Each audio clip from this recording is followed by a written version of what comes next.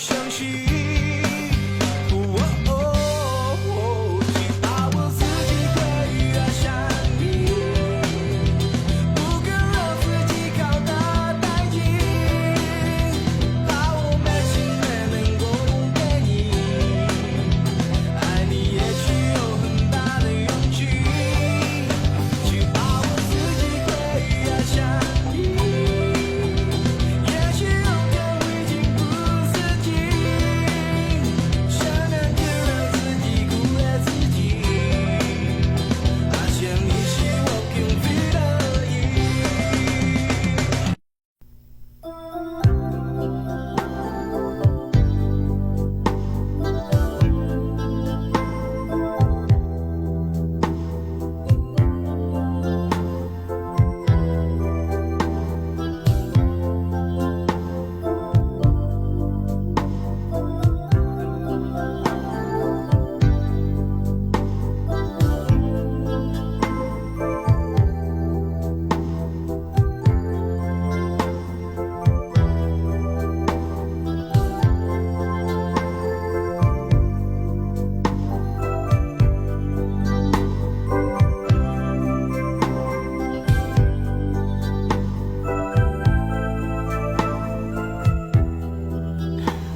Galingan mo, wire artist.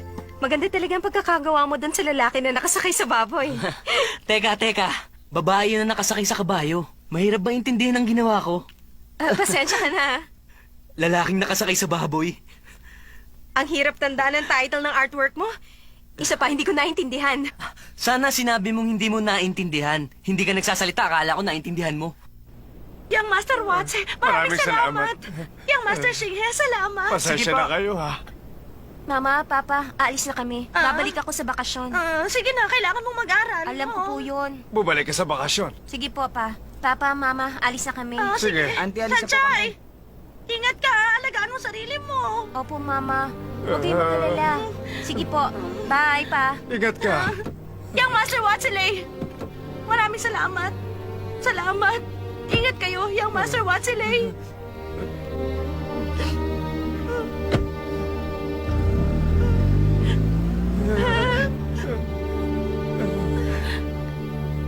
Honey, nagkamali tayo. Akala natin madali ang buhay niya sa Taipei. Pero hindi pala. Oo nga. At akala natin, talagang magugustuhan ni Dao Mingso ang anak natin si Sanchay. Yun pala, nangangarap tayo ng gising.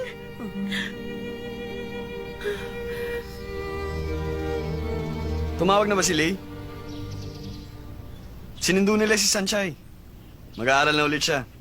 Sabi nila i-enroll na natin si Sanchay sa registrar. Ikaw na kumausap. Hindi ka tatanggihan ng professor. Kayo nang kumausap. Napakaliit na bagay lang, hindi mo pa siya matulungan. Malakas din naman kayo sa registrar, di ba? Kayo na kumausap. Dati, handa akong gawin na lahat para sa kanya. At para sa kanya, handa akong talikuran pati pamilya ko. Pero, ngayon ko lang naiintindihan. May mga bagay na hindi talaga pwede. Kapag pinilit mo, lalo ka masasaktan.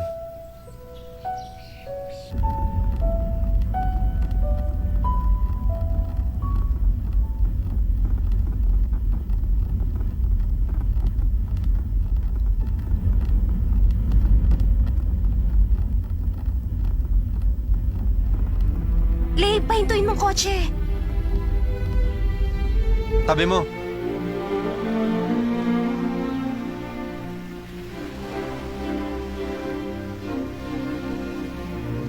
Siya siguro si Asyong. Saan ka ba pupunta?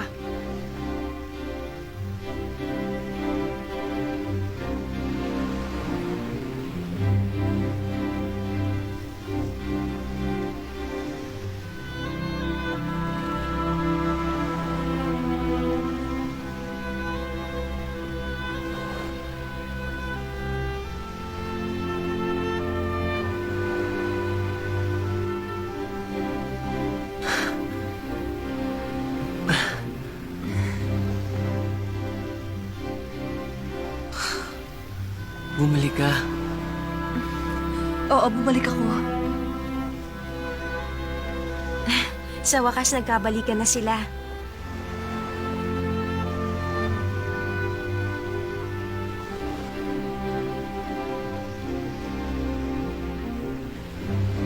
Asong, huwag mong kalilimutan ang pangako mo. Magiging masaya ka na. Ano bang tinitignan mo? Ah, wala naman. Alis na tayo, tara na.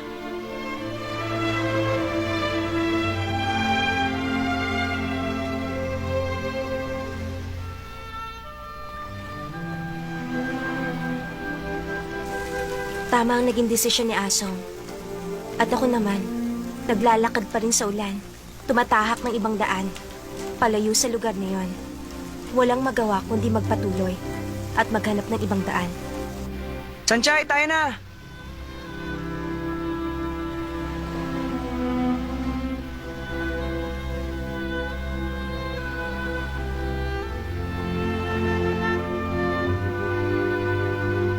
Laki naman ang bahay na kinuha mo para sa akin. Talaga?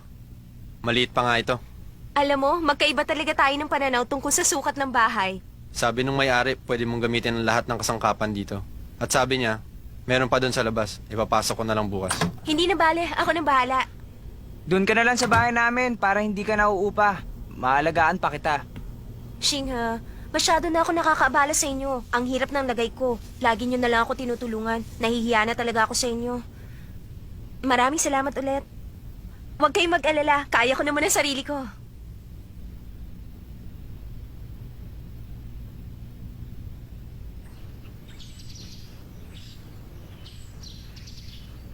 Ang tagal mo ring nawala sa school. Anong pakiramdam mo? Nakakapanibago. Teka, di ba si Shanchay yun? Kala ko ba nag-drop out na siya? Ba't nandito siya ulit? Ewan ko. Ang F4. What's it, Ray? Sanchay. Ah? Saan nagpunta yun? Bakit ka nagtatago dyan? Oo nga. Bakit ba ako nagtatago? Buti pa, harapin mo na ngayon si Dao Mingze para wala ka ng problema. Tapusin mo na ang lahat sa inyo. Susuportahan kita. Wala naman akong kailangan tapusin. Tapos na sa amin ang lahat.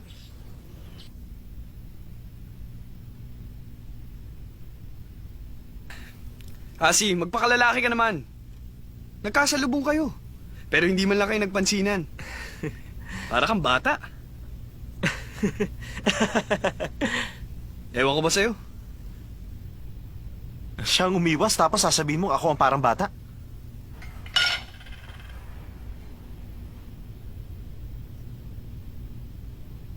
Sa palagay ko, kailangan nyo ng magkalinawan.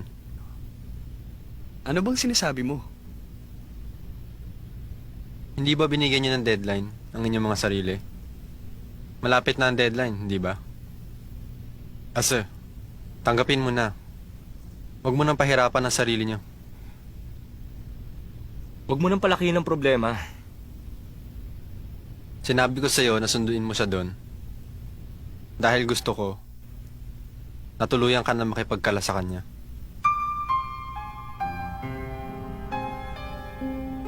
Lay, yun ang gusto mo?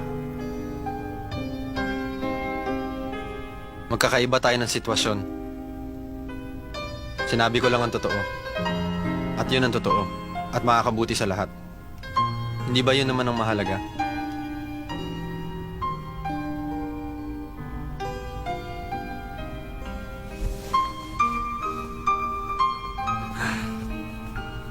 Lay, ano bang gusto mong palabasin? Medyo, may sariling isip si Lay. Huwag mo siya pakailaman.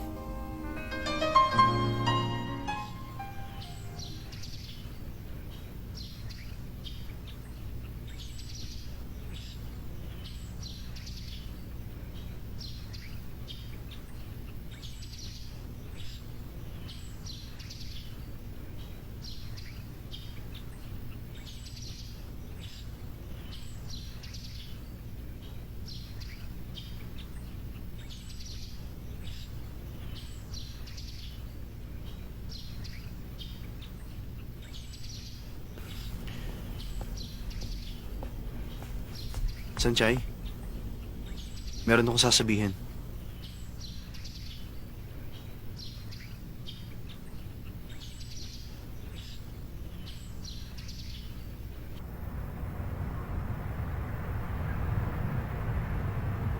Bakit nag-iisa ka lang? Nasaan ang mga kaibigan mo? Kasama ko sila kanina. Umalis na sila.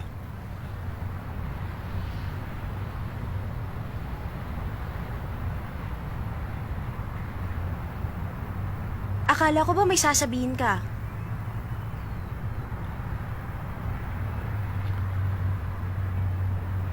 Masama ba ako? Kaya ayaw mo ko makasama? Hindi. Sabi mo kasi may sasabihin ka.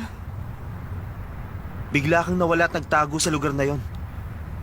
Ano bang gusto mo palabasin? Masarap dun sa tabing dagat. Para lang ako nagbabakasyon. Walang inaalala. Nakakapagpahinga ako.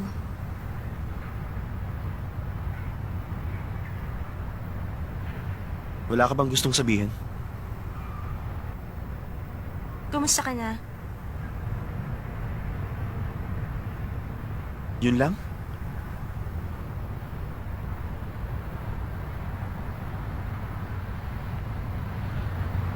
Masama ang loob ko sa'yo.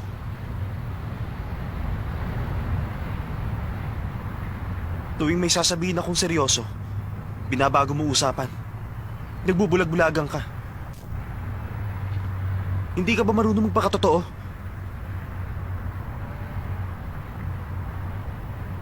Kung ganyan ka, paano ka makikipagrelasyon? Ayoko maging tau-tauhan. Palagi na lang. Ginagawa mo akong tanga.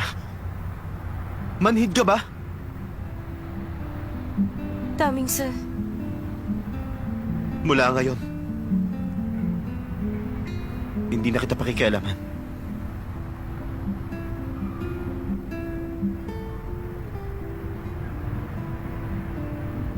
Ayoko mahirapan ka. Kanina sa school, pinagtaguan mo ako.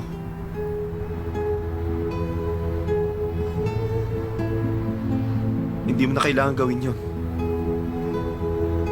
Mula ngayon, wala nang pansinan. Nangako ako sa iyo noon na palalayain kita. Sige. Daming sir, sandali. Dala ko palagi ang kwintas na ito. Isusoli ko na.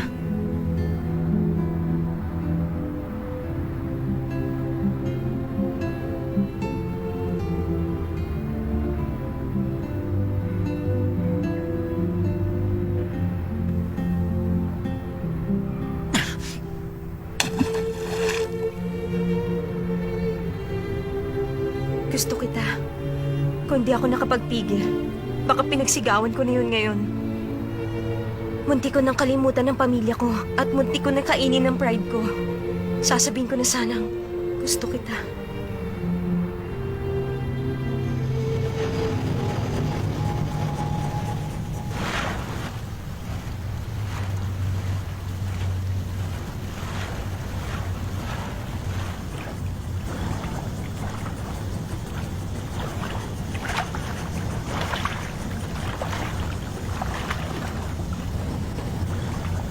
Sanchay, anong ginagawa mo dyan?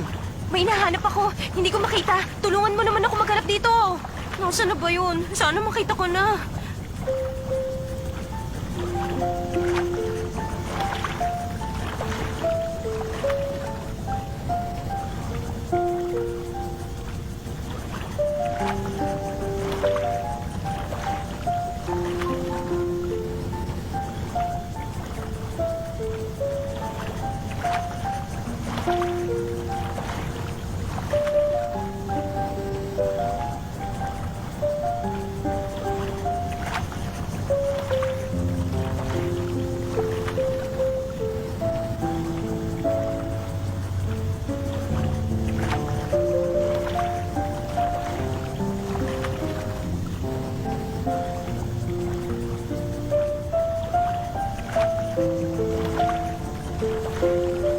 Pakita ko na.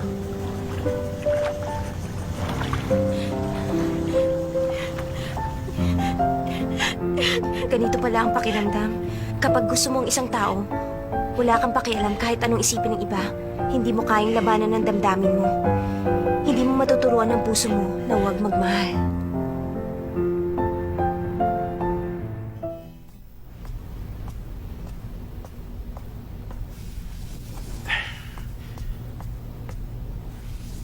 Umorder ka na eh? Isa filet mignon. Salamat. Ano ba yan? Ase, tungkol kay Sanchay, ano plano mo sa kanya? Wala. Sigurado ka? Mula ngayon ang buhay ni Sanchay, pakikipagrelasyon at kinabukasan ay hindi mo na pakikialaman, ganun ba? Sinabi ko na di ba, ang kulit mo. Yan lang ba sasabihin mo sa akin?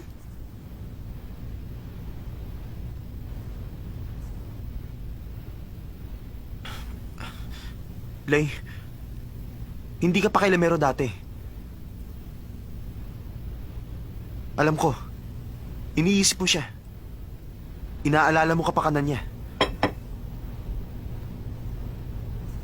Tama ka doon.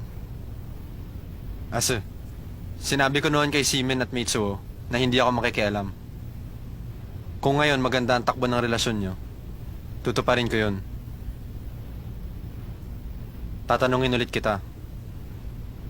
Ayaw mo na ba? Ayaw mo na kay Sanchay? Nakakatawa ka. Naisip ko na sabihin sa'yo ang totoo. Ano ba yon? Gusto ko siyang ligawan.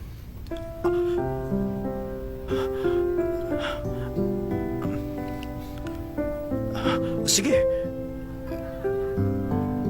Total naman, wala akong pakialam sa kanya.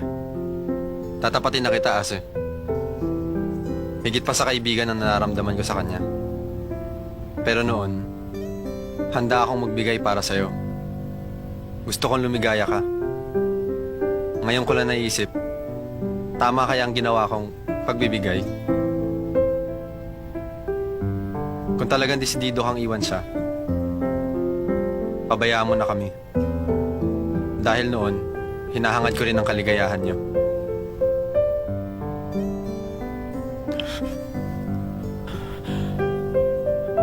Bakit kailangan pa sabihin yan? Siguro hindi ko na kailangan sabihin. Gusto ko ikaw ang unang makaalam. Uulitin ko sinabi ko. Wala akong pakialam sa desisyon mo. At gusto mo matuwa ako? Ano nakakatuwa doon?